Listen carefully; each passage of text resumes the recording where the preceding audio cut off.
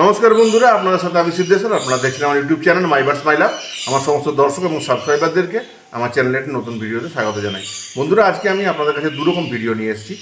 আমার এক পরিচিত ভাই পশ্চিম মেদিনীপুরের ডেবরাতে থাকে। সে গোল্ডিয়ান ফিঞ্চ ব্রিডিং করায়। তো সে তার গোল্ডিয়ান ফিঞ্চের ভিডিওটা আমার কাছে পাঠিয়েছে আমার চ্যানেলে আপলোড করার জন্য, এবং সে ওগুলো সেল করতে চায়। সেই ভিডিওটা আপনাদের প্রথমেই দেখাবো। তারপরে আজকে আমরা আলোচনা করব বুদ্রি পাখির ডিম পাড়ার লক্ষণ নিয়ে। চলুন তাহলে আর সময় নষ্ট না করে ভিডিওটি শুরু করা যাক। কিন্তু তার আগে একটা অনুরোধ করবো বন্ধুরা, যদি আমার চ্যানেলে নতুন হয়ে থাকেন অবশ্যই আমার চ্যানেলটি সাবস্ক্রাইব করুন, বন্ধুদের মধ্যে শেয়ার করুন, লাইক শেয়ার কমেন্টস দিতে মনে রাখবেন। আর অবশ্যই লাইক শেয়ার কমেন্টসের পাশাপাশি সাবস্ক্রাইব করে অবশ্যই বেল আইকন প্রেস করে নেবেন, যাতে আমি কোনো নতুন ভিডিও আপলোড করলে আপনারা তার নোটিফিকেশন পান। চলুন তাহলে ভিডিওটি শুরু করা যাক। বন্ধুরা, এইগুলো সেই গোল্ডিয়ান ফিঞ্চ যাদের কথা আমি আপনাদেরকে একটু আগেই বললাম। এটা পশ্চিম মেদিনীপুরের ডেবরার এক ভাই এই ভিডিওটা পাঠিয়েছে। সে এই গোল্ডিয়ান ফিঞ্চগুলো বিক্রি করবে।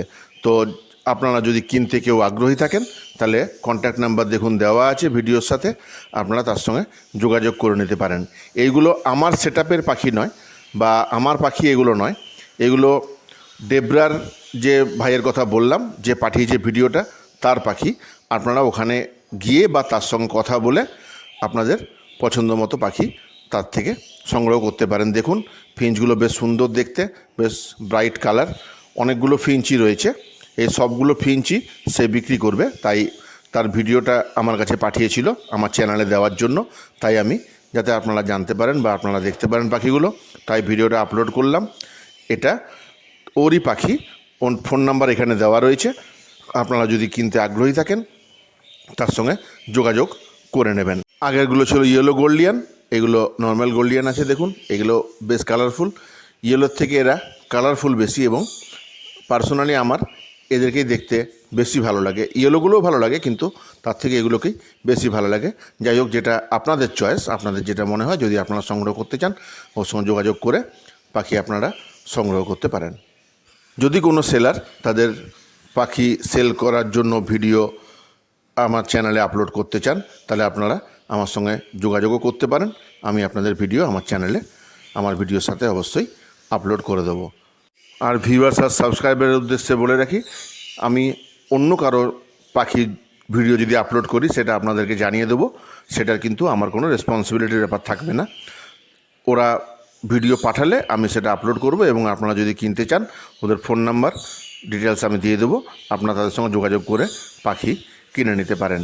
দেখুন বন্ধুরা, গোল্ডিয়ানগুলো বেশ সুন্দর দেখতে, এবং অনেকগুলো পাখি রয়েছে। তা যদি আপনাদের পছন্দ হয়ে থাকে বা আপনারা কিনতে আগ্রহী থাকেন অবশ্যই ভাইয়ের সঙ্গে যোগাযোগ করে নেবেন। কন্ট্যাক্ট নাম্বার দেখুন ভিডিওতে দেওয়া আছে।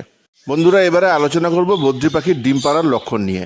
বদ্রি পাখি বা বাজিজ আমাদের অনেকেরই খুব প্রিয় পাখি, এবং অনেকেই আমরা এদেরকে পালন করে থাকি। কেউ খাঁচায় 1 পেয়ার 2 পেয়ার রেখে পালন করি, আবার অনেকে কলোনিতে পালন করি। তো আজকে আমরা জেনে নেব কী কী লক্ষণ দেখে আমরা বুঝবো যে আমাদের পাখিটি ডিম পাড়বে। তো বন্ধুরা, কয়েকদিন বাসা ভালো করে দেখে নিয়ে এবং বাসায় যাওয়া আসা শুরু করার পর বদ্রি বাসায় ডিম পাড়ে। মিটিংয়ের পরে সাধারণত 7-8 দিনের মধ্যেই ওদেরকে ডিম পাড়া শুরু করতে দেখা যায়। তো বদ্রি পাখি বা বাজিজ সাধারণত এক দফায় 6-7টা করে ডিম পাড়ে। এবারে ডিমের সংখ্যা অনেক সময়ই কম বেশি হয়। এটা ফিক্সড কোনো ব্যাপার নেই যে এতগুলোই ডিম পারবে। ডিমের সংখ্যা কম বেশি হতেই পারে।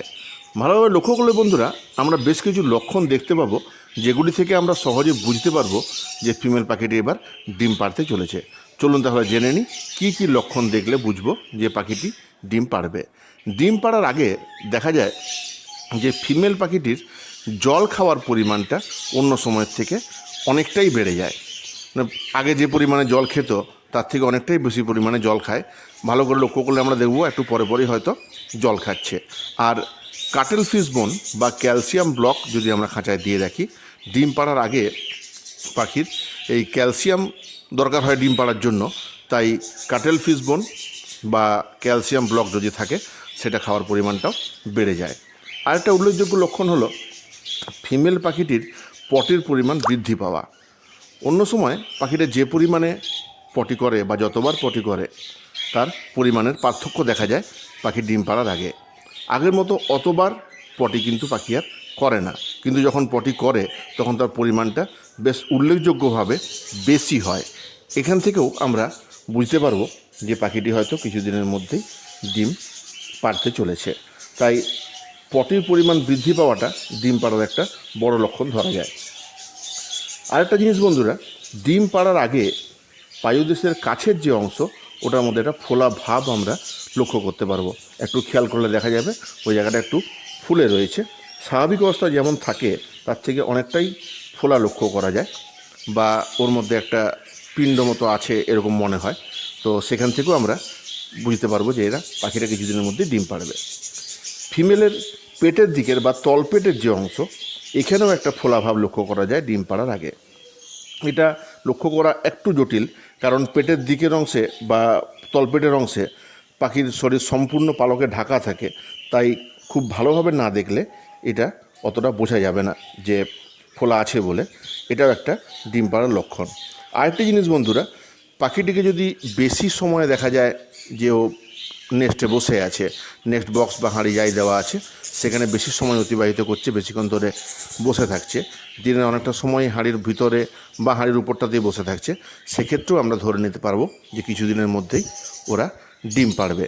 এছাড়া ফিমেলের ঠোঁটের উপরের যে অংশের রং সেটারও একটা পরিবর্তন লক্ষ্য করা যায় পাখির প্রেগন্যান্ট অবস্থায়।